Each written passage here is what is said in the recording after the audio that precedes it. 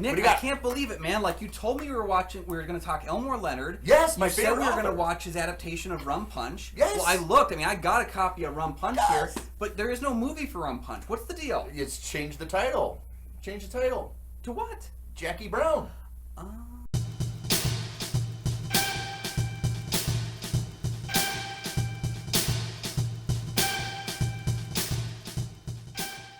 Hey, welcome back to the show. I'm one of your hosts, Kyle Goethe from GoatFilmReviews.com. I'm Nick from the St. Paul Filmcast. Thanks for finding us. Thanks for watching. And for our loyal fans, thank you for continuing to support the show. Hey, you can follow the show on Twitter and on Instagram. We do have a Patreon. Check that out for some great deals. Today, we're going to talk about if L.A. Confidential was my favorite movie in 1997. This will be number 2. It's Jackie Brown. All right, so middle-aged flight attendant Jackie Brown's been caught smuggling money from Mexico to L.A. for arms dealer Ordell Robbie.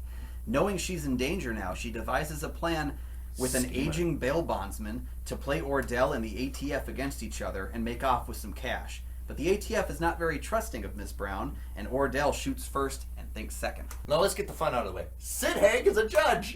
That's true. Sid Haig formerly working with Jackie Brown, or Pam Grier. I completely when you watch it, they're like, "Hey, Sid!" I think he gets top bill. Like he gets in like the cast of credits at the beginning of the movie, and that's one of the things I love about Quentin Tarantino is he falls in love with these classic actors, and he'll use them for one scene just to show love to them, and then they get like in the credits at the beginning of the movie. So it's based on Elmore Leonard's book Rum Punch, which is kind of a sequel to The Switch. They actually made a movie, The Switch, a couple of years later. It's only like 5 years old. Of Ordell Robbie and all the Louis Guerra and all of them are kind of coming back. And this is the sequel almost because Louis Guerra gets out of prison after serving time for all the crimes in The Switch. But then in the book, Louis Guerra is actually working for Max Cherry as a bail bondsman. Oh, okay. And then Jackie Burke in the book is a white girl because Ordell only likes white girls. But then Quentin Tarantino did a nice flip. He actually made Jackie Brown a black girl and using Pam girl from the exploitation like Foxy Brown. My God, we have to critique Foxy Brown. So one of the things too is Pam Grier was in the running for another role in Tarantino's Pulp Fiction. He didn't go with her, but he Eric Stoltz. Rosanna Arquette's character. Yeah. Rosanna Arquette, and so he said when he got done, like he had to pass on her, and he's like, I can't believe I had to pass on Pam Grier. So he knew I have to make a role for her in this. That's one of the reasons he changed the Burke character to Brown and put her in the film is because he wanted her there. Fun story, she showed up to his office to talk about the film and saw all of her movie posters behind them. Yes. And she said, did you put all those up because you were going to be meeting me? And he goes, no, I almost took them all down because I thought I'd be meeting you. Embarrassing. I'm a little bit embarrassed. I'm like stuck with it, infatuated. Right, so it's Pam Grier. It's Rum Punch, I think the title because that's what Ordell likes to drink. So if you notice, he drinks these very fruity drinks, these very fluty drinks in the movie. I like the beginning because I don't know if Tarantino's intentional, but the beginning movie is very much like The Graduate, where Dustin Hoffman is coming out of the plane, coming in, is on the conveyor belt, and then you get the credits. But also, I think it's another enticement of using what Melvin Van Peebles did, the double cart tracking shot. Yeah. But you do it from the side instead of the front. Okay. It's almost like the homage to black exploitation movies that use that from a lot of the black culture films, and then Spike Lee's also used that as well. But see, I was thinking even too, Tarantino's biggest thing that he likes to do with his characters, he likes to show them off. He likes to show people how amazing and how cool and how sexy and hot. And like his male characters, his female characters, he likes to show off how amazing they are. That's why you get that opening credits with Reservoir Dogs, where they're all walking down the back, and you got that kicking song while their credits are playing. That he gave Pam Grier like a single shot, 5-minute shot of her just at LAX, the airplane. We all know that runway if we've been there. Part of me thinks, Tarantino tends to have kind of a David Lynch similarity in that they both see things that they think look really cool, and they just put them in their movie. This is a movie that if anyone else had made an adaptation of this screenplay, it would have run like 2 hours. But Tarantino's an indulgent, MFer, and he'll like throw together a 2.5-hour movie that just like indulges in every little piece. And that's I get kind of weighing on the indulgence, but it's actually this is one of the I like the adaptation. Elmore Leonard really liked the adaptation of this. Yeah, I heard he's a little bit curmudgeon-y, and so he was actually the fact that he liked it was shocking. But he bookended, not really bookended, but he brings it back of the beginning of Fox Jackie Brown coming in with her going to the mall because it's blue tiles, but she's walking into the mall. That setup, but he brings it back. That's really good writing. And dialogue. Everybody likes the dialogue. I mean, Roger Ebert thought he was the greatest dialogue writer in his era. Mm-hmm. But that's what I like is the bookends it. Not to mention Robert Forster. Yeah. His career was over. So when he grew just like Pam Grier's- Grier, yeah. and just like John Travolta in the previous film Pulp Fiction, is that Tarantino likes to celebrate the actors that he, grew up with, yeah. the ones that he experienced. Apparently, he ran into Robert Forster in like a coffee shop, a restaurant, and he gave him the script, and he said, "Just you're gonna do this movie, and that's just all there is to it." And I guess Forster was like a huge career slump, wondering if he was still going to be working at that point. I think Forster has done more prolific work since Jackie Brown. Well, yeah, he's passed away now. But his career catapulted. But having worked with David Lynch on Mulholland Drive and The Return to Twin Peaks, having worked with Breaking Bad, he appeared on the show, and I think he appeared in the El Camino movie for Breaking Bad. So he was very prolific after the fact. I saw him in the show Heroes. He was very, very continually repeated, and he's in fact the only Oscar nomination from this film was for his performance. One that I think he deserved to win. I think he deserved to win, but Robert Williams kind of got in the way, and we kind of knew that when we saw Good Will Hunting because Robert Forster is such deserving of this, and Tarantino knows how to set up the camera shots for Robert Forster's character Max Sherry. Yep. Introduction is back, and then as the story goes, we get closer and closer to him, and then we know with that great tracking shot of him, of Max Sherry watching Jackie Brown, and you just follow him, and he's hooked. He loves her, and he doesn't have to say anything. That's why I think the best parts of his performance are when he's not talking. Exactly. It's the eyes, it's the lip quiver he does, it's just his hand signals. Have you been tempted? Yeah. But Robert Forster, even in that scene where he is all of a sudden realizes that he's looking at Robert De Niro's character Lewis in the shopping area, and he knows that Lewis recognizes him, and he does the tip off, kind of the tip of the hat to him, and moves. We know he's crap. He's immediately how do I maneuver around the situation. I think this is a fun movie with a bunch of people who are really bad at cheating the system. Because they all make significant mistakes. Right. Yeah. Just like George Clooney character in Out of Sight. That's true. Right. They're just awful at their jobs. Because Elmer Leonard usually for career criminals are criminals because they're bad at everything else. And they're bad at being criminals too. Yeah. Ordell Robbie, which Samuel Jackson said is one of his favorite characters ever to do on film. He really enjoyed it was doing his idea to do the hair like that. And straighten the hair out. And really because you want to exaggerate the features. It makes it really well known. That's got to be authentic. But I love that you understand he's an idiot, but he doesn't know he's an idiot, but he speaks eloquent. Yeah. But he thinks he's the smartest man in the room. Right. And that's what makes him an that's idiot. why he surrounds himself with dumber people, though. I think that the introduction of Sam Jackson's Ordell in that first scene of the movie with the Chicks with Guns video and the interaction with Beaumont, everything in that opening 20 minutes with Ordell, It's all dialogue. it's all not only that, but it's the saving grace for the film, I think, because I don't know that without that scene, I don't know if I would have believed that Jackie is in fear of Ordell, that she's concerned now that she's been arrested. Yeah. It's the whole interaction of Beaumont goes to jail, comes out, promises he's not going to roll, and Ordell's like, sure, yeah, I just need your help with a little job real quick. Boom, boom, you're dead. That was one of the most shocking moments in this movie for me, because I just assumed Chris Tucker was going to be in it more, right? Right, yeah. He wasn't Rush Hour famous at this point, but he was very unknown, right? He was Friday famous. Enough people knew of him that I didn't think he'd be taken out 20 minutes in. It's a great short film before the movie begins, and a lot of people criticize introducing a character and then not seeing them for 30 minutes like we do with Jackie Brown. Yeah. I think it works really, really well here. Well, like Spielberg and Lucas and all them and Kurosawa, you get your action out, get it really enticing, hook everybody, and then you settle down the story. Tarantino does with dialogue. You get all the characters through the dialogue exchange. They're sitting, all they're doing is watching guns and women. But you understand everybody. You understand Lewis's second step to Ordell. Yep. You think Ordell's a lot smarter than what he is, and you know that Melody is not buying his BS, even though she's still attached to him from the previous book. And you understand these people are not really the greatest people ever to anybody. Yeah. And it should be noted, too, that, spoiler alert, but the only 4 deaths in the movie are in that first scene. It's the 2 of them watching TV, Melanie and Beaumont on the phone. Those are the only 4 deaths in the movie, and they're all introduced. They're the only 4 characters that take place in that first scene. Yeah, like they're all not good at what they do, and the fact that they've made it this far is almost pure luck at this point. But you know the luck is going to run out, and I think that's what's so fascinating about how Tarantino plays it. This is a hangout movie. When Tarantino was asked to compare Once Upon a Time in Hollywood to his previous films, he said it had a close resemblance to Jackie Brown because they're both hangout movies. Whereas Jackie Brown has a lot of the action at the beginning, then hangout, then action. Once Upon a Time in Hollywood has like 2 hours of no action then action. You know, right? And this is as to date, this is only Tarantino's lonely adaptation from previous work. He's only written his only scripts. I would like him to try to adapt another script. I think this is where it's far more effective. I know he's kind of done his own little thing, but I want him to kind of go back to me. We want to do another adaptation. Maybe Elmore Leonard, Freaky Deaky is still there to do. I know that whatever he's worked with before, the rights are still up.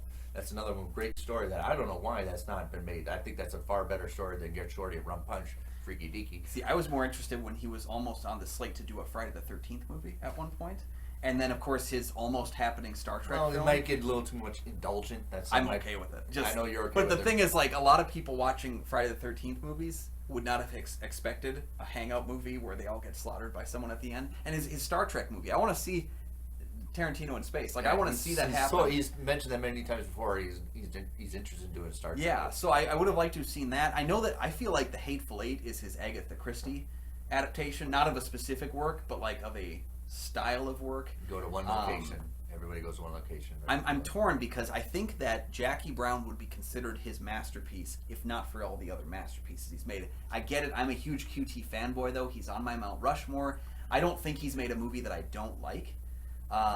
So I go into it with that knowledge. Well, I went in '97. I was college, and we already used to Tarantino. What we're expecting, and I remember the first time seeing it. This is a little too much structure than I'm expecting from him.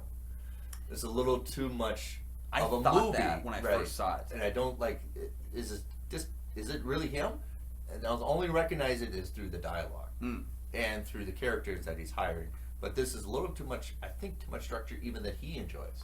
I like he likes a little more free base, a little more dialogue heavy. But I really, like I said, it's my second favorite movie of all time. I don't know why the hell she didn't get nominated for Best Actress. That's a rip. Looking at the crew, like I can't tell you why it didn't get more noms in general. But I think what's weird for me is both Reservoir Dogs and Pulp Fiction and Jackie Brown are all 3 movies of his that I rented from the video store. I saw Kill Bill first. I took my mom to Kill Bill in the theater. Okay. And we saw that together. My mom and I watched Kill Bill. And then I later on in life rented Reservoir Dogs, Pulp Fiction, and Jackie Brown at separate intervals. All 3 movies I watched once and go, it's just not for me. And I'm about to bring it back to the video store, but I know I have another day on it. And for some reason, I felt this need to put it back in. And that's what happened. Was the second time I watched Reservoir Dogs, the second time I watched Pulp Fiction, the second time I watched Jackie Brown, I was like, oh no, this is really good. I think it's just that he's got a kind of way about him that you need to figure out as a moviegoer. And that this movie does have more structure, but it also has more Tarantino-isms. The fact that he does the bag handoff from different perspectives. The two-camera really cool. operation of Max Cherry's point of view and then Louis Guerra. And even just her point of view, Jackie's point of view. Jackie's point of view, right. There's really captivating. Multiple camera outlets for the mall scenes. Yeah, really. And that's his big moment of action in the movie. So I guess to show it 3 times does help. And it's effective use of split screen, which is very rare. People don't use it except for him, where she has the gun and they realize where she get it from, and then the split screen of, oh crap, you have it. Yeah, I've seen split screen used well by De Palma, of course, and by Tarantino, and most recently by filmmakers like Ty West, who have utilized it very interestingly in their work. It's a tough thing to pull off, though, because you have to make both screens worth watching. If you watch this multiple times, and it took me about the 3rd time to watch, because there's so much to pay attention to. The character Simone, the one that does the Ramones, Baby Love to Robert De Niro, is one of Ordell's girls, and in the mall, it is her that steals the bag from the other one. I just noticed that this time. She steals the $10,000 from the other one, so Ordell loses the $10,000, and then she leaves. And that's a small little snippet of the story that if you don't pay attention, the only person that caught on to it was Max Cherry. Yep. And then he watches like, that's clever. I didn't realize they were the same person because she's I think she's wearing sunglasses or something. Like she's wearing different kind of clothes and attire. I just didn't catch that. You have to listen to the and Simone. the camera's not focused on her. And then when they say Simone Ranos, I didn't realize that was the same Simone. It just didn't pass through my head. It's one of those things that just he didn't pay attention to because he asked like, I lost my $10,000, and he's so stupid like, well, I can't. Whatever. Yeah. I can't figure out how to get it back. Had this movie been again by another director and had been a shorter, like a less indulgent director, there might have been a scene or two with Simone running away, like where we would have seen that happen. But I think Tarantino just knows like there's no time. We got too many other things I want to focus on. I think it's really interesting. Really good writing. I like the character of Ordell coming to the bondsman with cash. Yeah. Well, what the hell you need me for? I'm not going to the police station as a black guy bringing a sack full of money. Yep. Yeah, exactly. Like I go to you, pal. And then we realize the connection. It's a great introduction because we know Bell's bondsmen are not the cleanest people of all time. But Max Cherry makes it a softer, effective use. You know, he's out there. Yeah.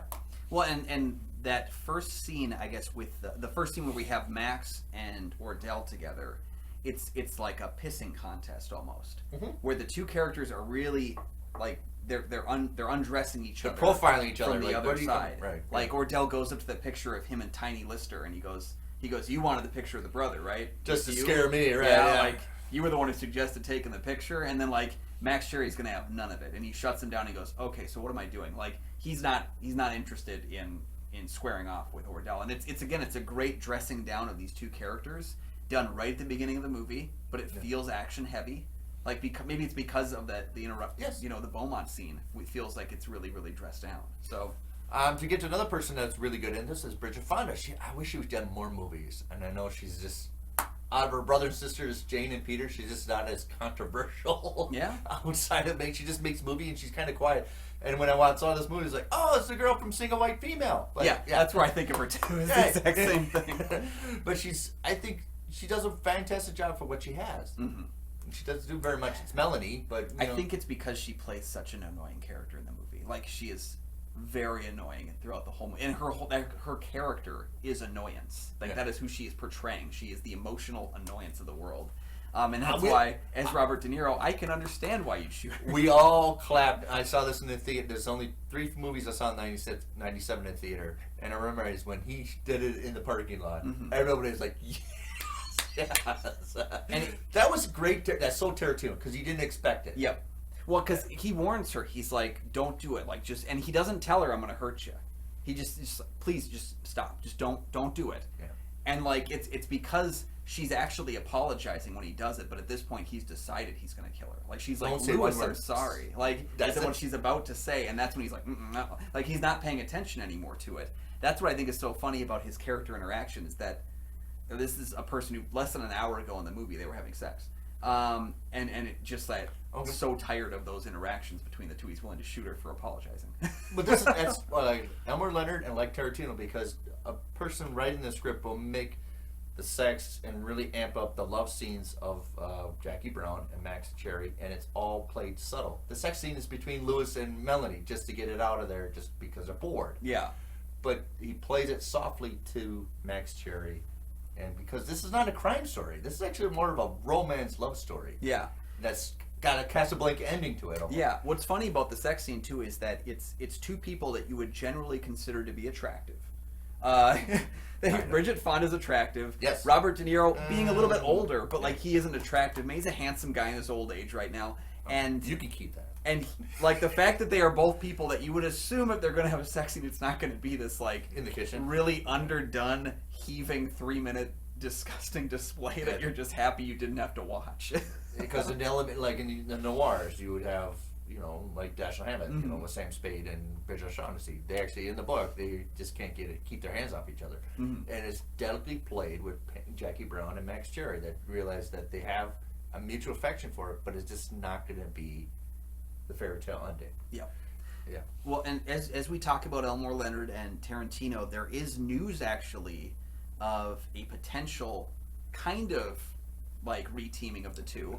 Have you seen the show Justified at all? Right. Yeah. So they're bringing back Justified for a new miniseries event, bringing back the like characters. one minor character from Yep. Yeah. But of course, Tarantino's been courted to direct some of that show, direct a few episodes of that show, which might kind of give him the opportunity to put his stamp again on Elmore Leonard, even if it's far removed from Leonard at this point. It's an 8-season show about a small character appeared in a couple of pieces that's like blown over, but it is the opportunity to give an Elmore Leonard-esque, Quentin Tarantino-esque viewpoint again.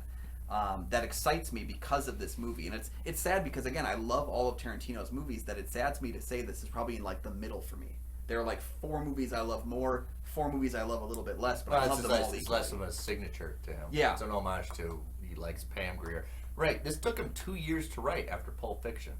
To sit down. It's probably the adaptation portion. It took 2 years to write because he approached her after Pulp Fiction. I'm going to write something for you. And then he got a hold of this and kind of rewrote it to his style. Remember, at the beginning of the book, Louis Guerra and Ordell are watching a Nazi rally, and Ordell is trying to pick out the cute Nazi girl that he likes because he likes white girls. He's like, look at check out that girl. It would have been a lot to swallow in 1917.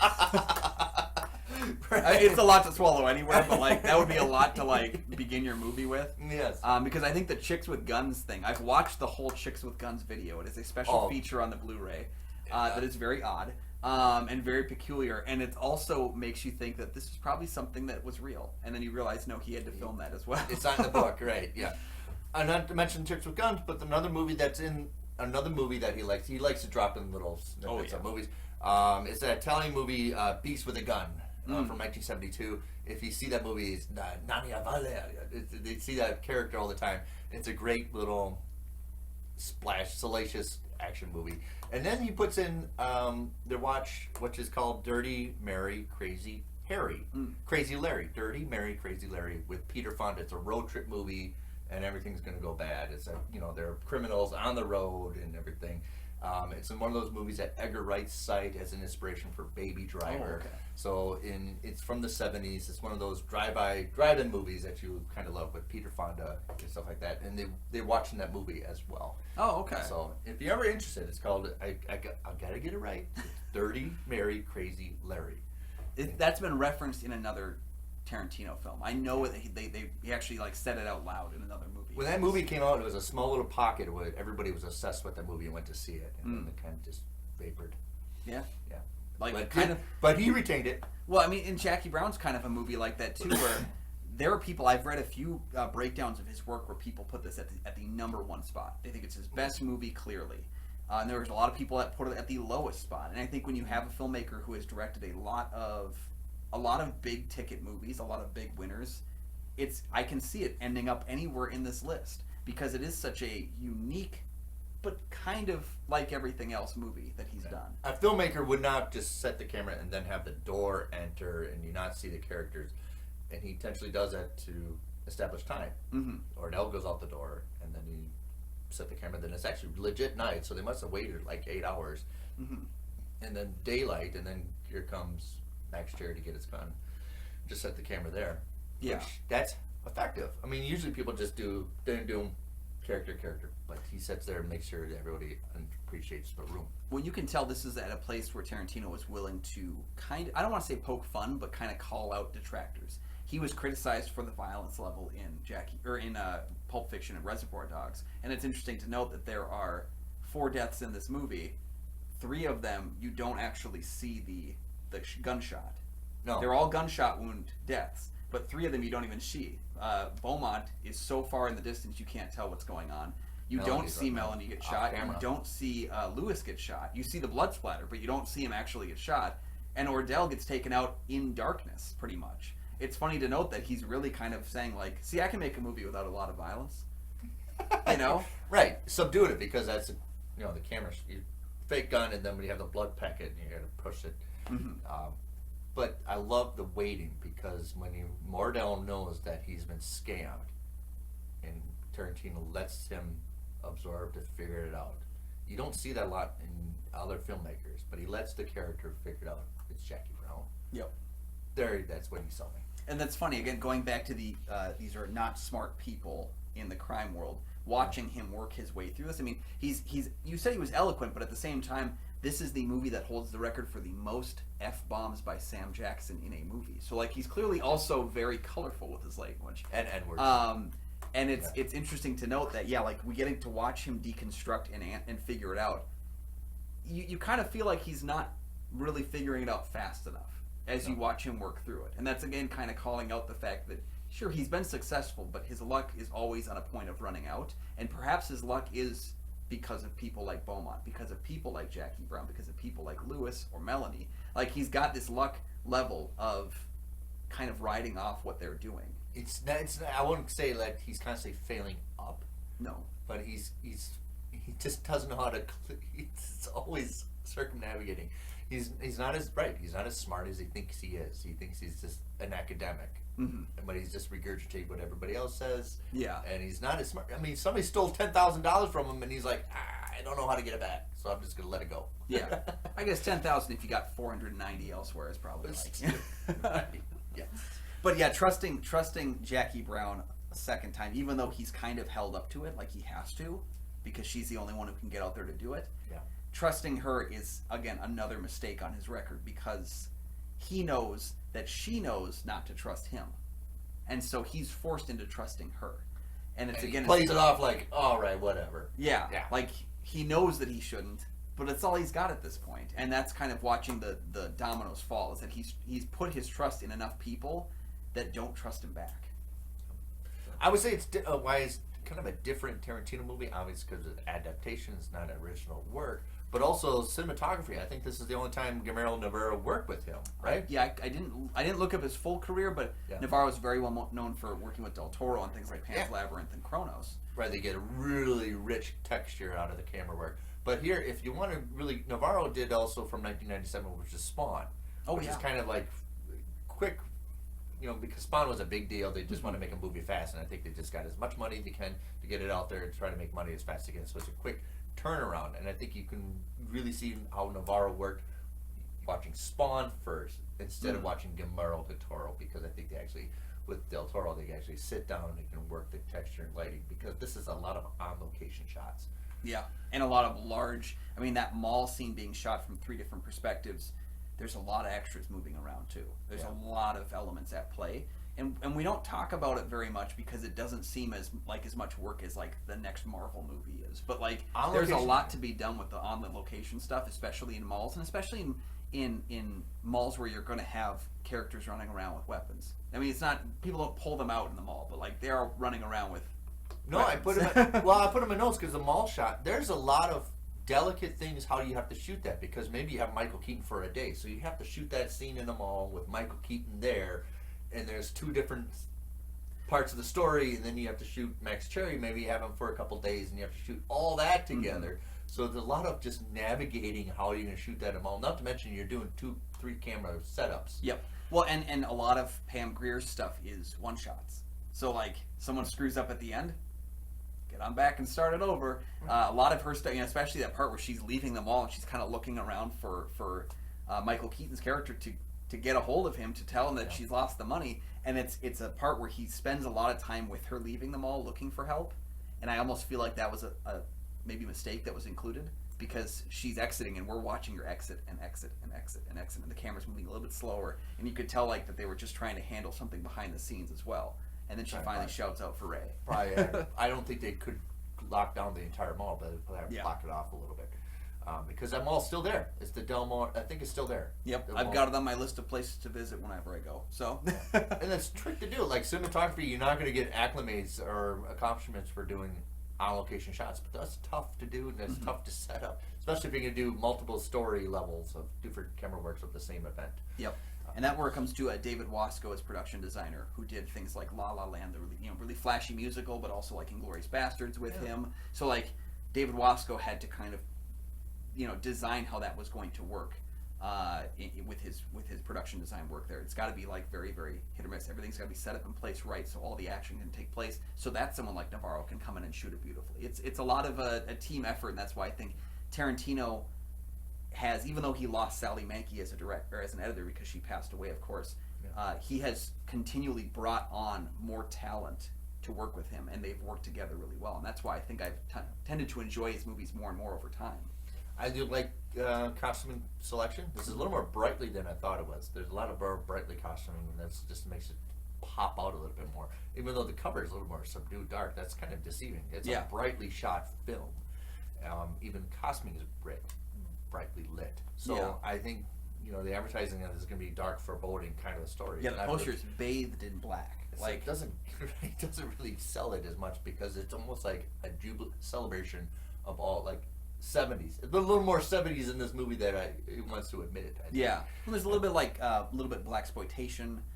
Because Tarantino grew up with that genre as something he saw regularly in the cinema. Of course, with Greer, he uses Samuel L. Jackson. Robert Forster appeared in a number of blaxploitation films back in the day, and I think getting those kind of older people back to do kind of an older blaxploitation throwback is felt throughout the movie. So it's an interesting idea of throwing together crime novelist, blaxploitation, Tarantino sensibilities, and it works, and creating something wholly unique. And it works. Yeah, and it's still my second favorite movie in 1997.